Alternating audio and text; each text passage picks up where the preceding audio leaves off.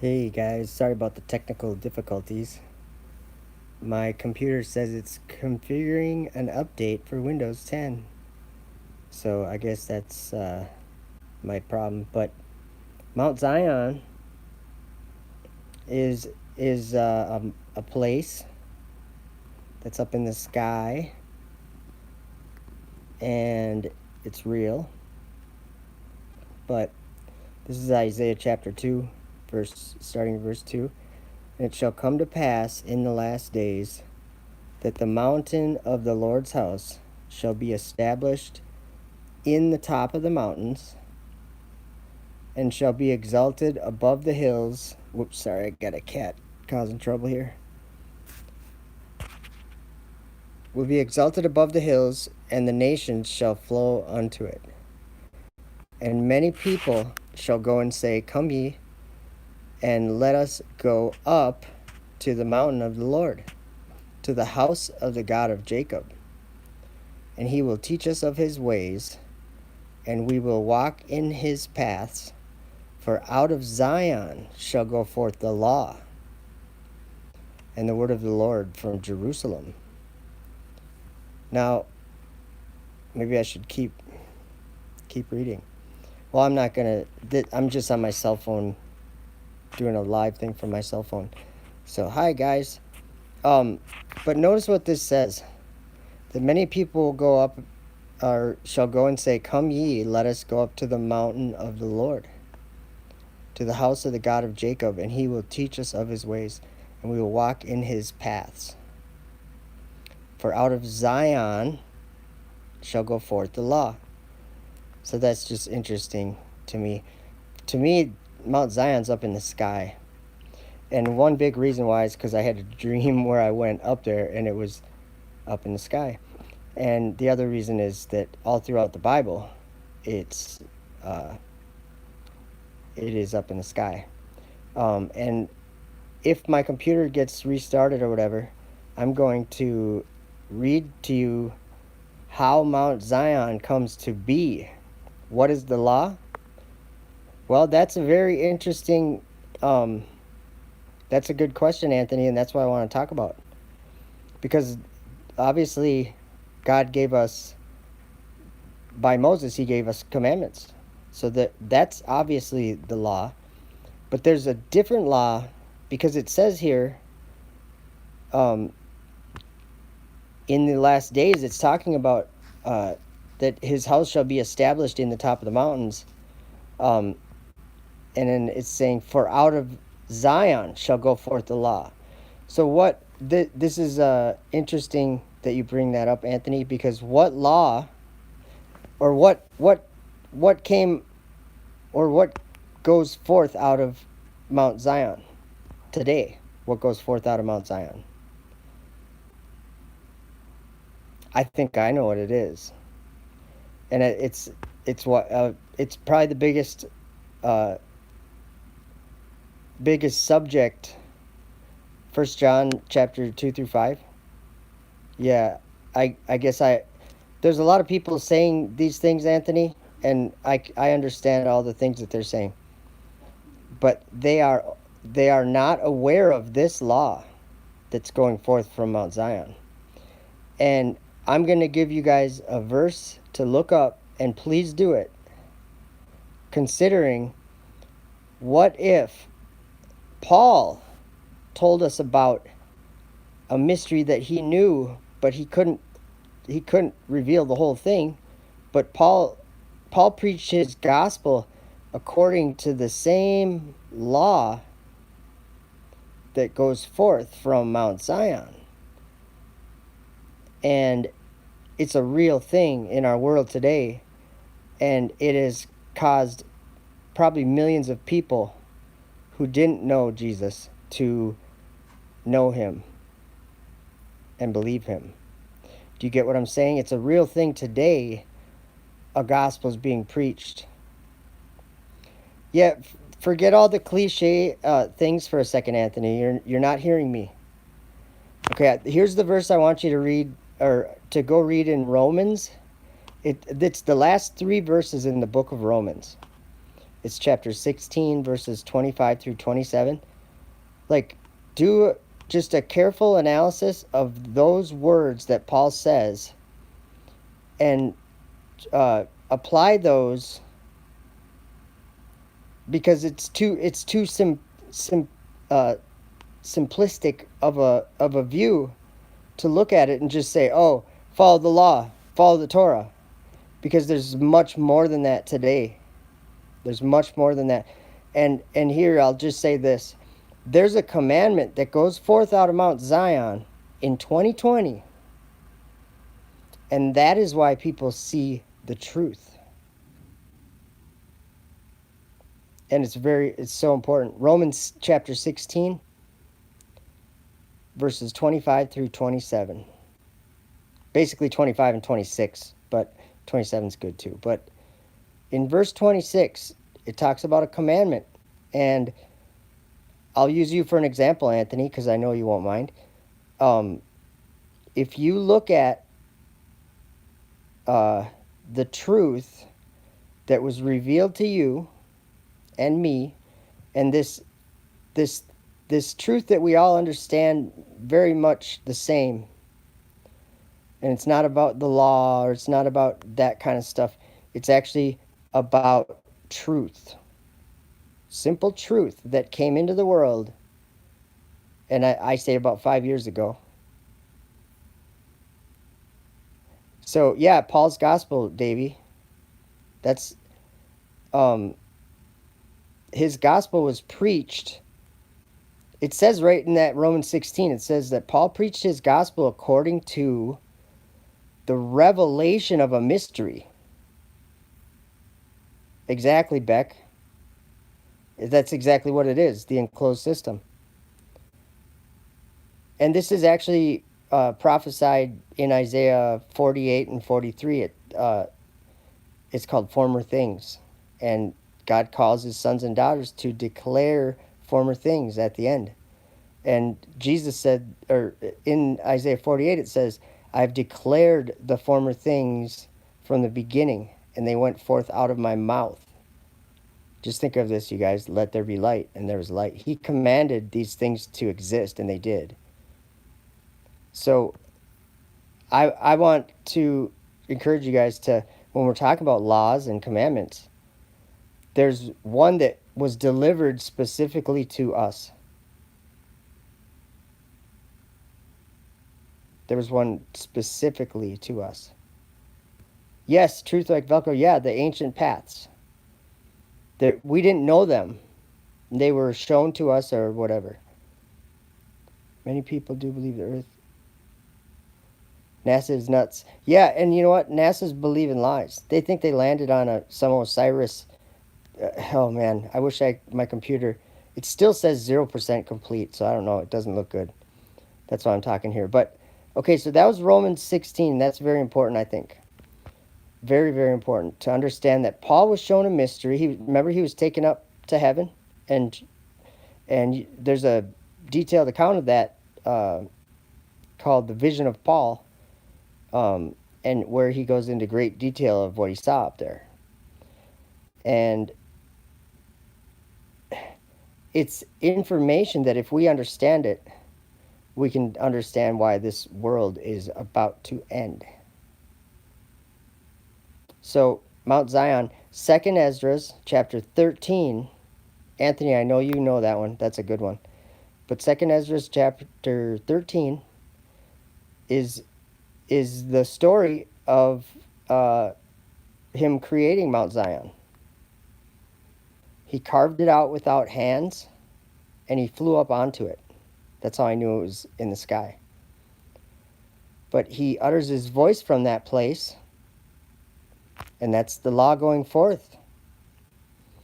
So what truth have people been able to see that they couldn't for their entire lives, but they've been able to see it now? And where is it coming from? Do you know what I'm saying? I know where it's coming from. It's coming from Mount Zion.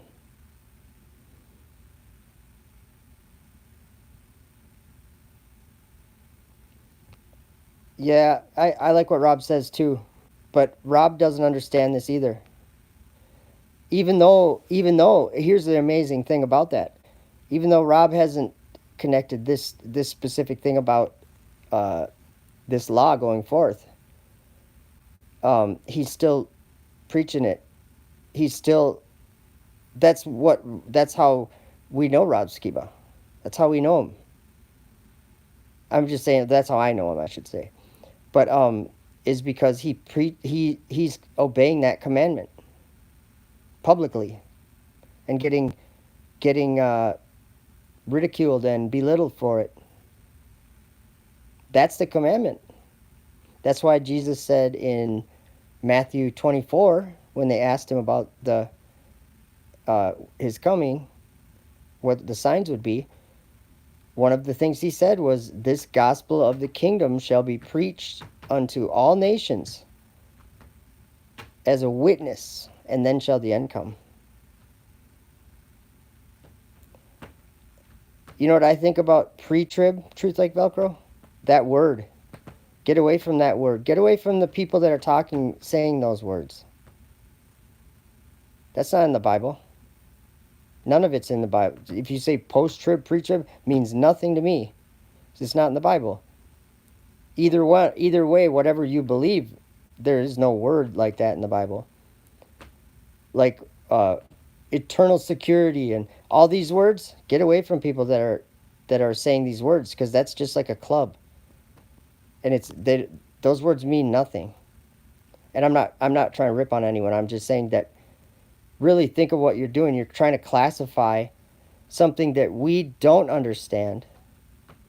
And I can tell you that we don't understand it, because even when it's fulfilled, let's just say, okay, there's a prophecy and it becomes fulfilled. And then the people standing around are going, "No, that's not it. I think it was something else." Do you know how ridiculous that seems from my point of view? Like when there's fire coming down from the sky and there's a dragon up there, and John said he saw fire coming down from the sky and a dragon up there. And then all the people, almost everyone that I talk to is like, "No, I don't think it's that." I'm like, or they say, "I don't agree with your interpretation." And I say, so you're just going to take something that's fulfilled, like this is like a miracle that God shows these prophets something and it comes true exactly the way he said it, and they choose not to believe it. That's pretty amazing to me. And this is what most people say to me: "I don't agree with your interpretation." I'm like, sorry, that's not really an option, to be honest. John said that there would be, well, he didn't say that there would be. He said he saw these things in the sky. He saw a dragon fighting with the Michael and his angels. And it was Satan. So when I see a dragon up fighting with the angels that are basically the four winds of heaven, fighting against those angels, literally in the sky, and I've showed video of it lots of times on my channel. When I see that, I can't help but feel awful for the people who say, "No, that's not a fulfillment." When John sees these things and then we see them, it has great meaning. So this law that's going forth out of Mount Zion is that his witnesses, it's for his witnesses. Cool, Anthony. I just want other people to understand what's happening right now, and the whole flat Earth thing, the whole biblical cosmology, whatever you want to call it, true Earth, enclosed cosmology, enclosed system, whatever. It's not a globe, and that news should make everyone smile. People laugh at it, but when you really understand what that means, it changes you. It changes you. It's because it's Jesus showing you. And he said he was going to do it. So, but it was to make the law that went forth, or that goes forth, I think Paul is pretty clear about it when he said that by the scriptures of the prophets and according to the commandment of the everlasting God, be made known unto all nations for the obedience of faith. So that's why I say believe in the truth. And I'm speaking specific. I'm saying believe biblical cosmology because it will change your life. So anyway, that's what I think that a commandment that was delivered to those of us who see truth is that we make this known, this mystery that we have been shown, that we make it known unto all nations for the obedience of faith. That is exactly what Paul preached his gospel according to. And some people have a hard time believing it, and I say, no, it's the gospel of the kingdom. The kingdom that comes down from heaven, the promised land, New Jerusalem, Mount Zion, the holy city. It's got a lot of names, a lot of, they refer to as the temple of God. The sanctuary, the holy sanctuary. His tabernacle. That's all up in the sky. Isaiah 66:1 says, thus saith the Lord, the heaven is my throne, and the earth is my footstool. I'm just saying that he tells us that he's up in the sky, so that's what I believe. And from out of Zion, take it very literally what this is saying. There was a mystery that was revealed. Yeah, because it even says that in that Romans 16. It says a mystery that was kept, or a secret that was hidden since the beginning of the world.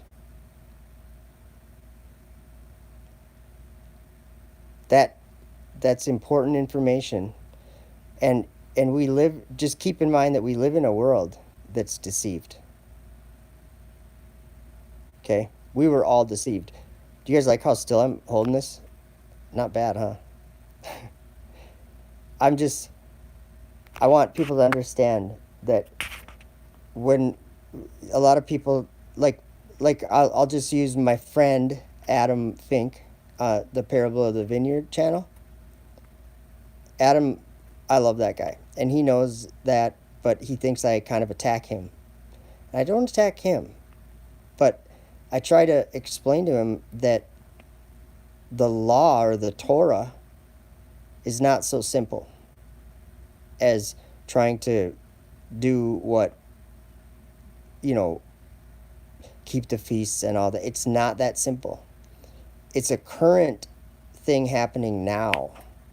And I know it's hard to understand that, but if I said it this way, because Adam is another person that sees the truth about this world that we live in as far as the cosmology of it and our place in God's creation. Adam understands that. So I try to tell Adam that God delivered a commandment to you 5 years ago or whatever. So I'm not against anything that Adam's doing. I just wish other people would try to understand this, because Paul was shown a mystery and he preached his gospel according to the revelation of that mystery that he was shown. God said that, or Jesus told Ananias that Paul was a chosen vessel. And an interesting thing is I think it's in Acts chapter 3. He quotes something, I can't remember exactly what it was, but he's saying that from among the brethren that he would raise up a prophet or something like that, and anyone who didn't listen to that prophet would be